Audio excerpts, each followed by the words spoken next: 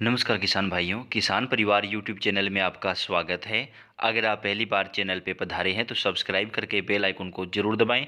आपको किसानों से जुड़ी हुई अनाज मंडियों के भाव की हर महत्वपूर्ण अपडेट हम आपको देते हैं। अपना किसान परिवार चैनल आपका अपना चैनल है, सब्सक्राइब जरूर कर लें। किसान भाइयों, आप सभी जानते हैं कि देश के अंदर कोरोना और लॉकडाउन की वजह से सभी प्रकार के उद्योग धंधे जो हैं वो बिल्कुल चौपट होने की कगार पर आ गए थे।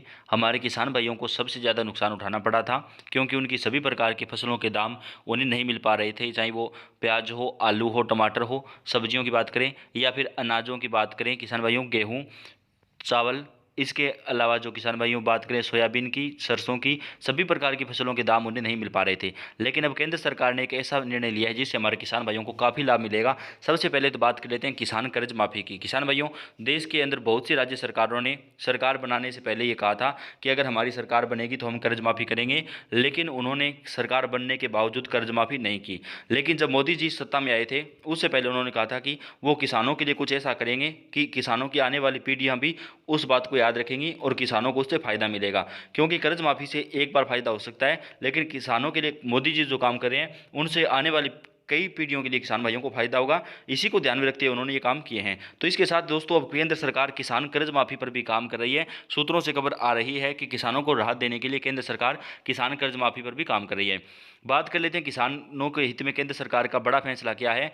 अनाज, तेल, दाल, प्याज, आलू अब आवश्यक वस्तु अधिनियम से बाहर कर दिए गए हैं। इससे किसानों के लिए बहुत अच्छा काम किया गया है। जी हाँ दोस्तों, पीएम नरेंद्र मोदी की अगुवाई में हुई कैबिनेट की बैठक में अहम फैसला लिया गया है। केंद्रीय मंत्री प्रकाश जावड़ेकर ने बताया कि आवश्यक वस्तु अधिनियम में किए गए हितैषी सुधारों से किसानों को काफ़ी लाभ मिलेगा। उन्होंने कहा कि पीएम मोदी की अध्यक्षता में हुई बैठक में आवश्यक वस्तु अधिनियम में संशोधन को मंजूरी दी गई है। अनाज, तेल, तिलहन, दाल, प्याज, आलू आदि को इससे बाहर कर दिया गया है। अब किसान मर्जी के मुताबिक निर्यात और भंडारण कर सकेंगे। यानी किसान भाइयों, पहले ये नियम था कि जैसे मान लीजिए गेहूं की बात करें तो गेहूं का निश्चित रेट था कि 20 या 21 रुपये प्रति किलोग्राम से ज़्यादा नहीं हो सकता, तो किसानों को उसका भाव नहीं मिल पाता था। चाहे सरसों हो, सरसों का एक निश्चित रेट था, आलू प्याज के निश्चित रेट थे, किसानों के हर फसल के एक निश्चित रेट थे, उससे ज़्यादा उन्हें नहीं मिल पाता था। लेकिन अब केंद्र सरकार ने इन सभी फसलों को आवश्यक वस्तु अधिनियम से बाहर कर दिया है। अब 50 सालों की किसानों की जो मांग थी वो मोदी जी ने पूरी की है। तो दोस्तों ये बहुत बड़ा कदम है देश के किसान भाइयों के लिए।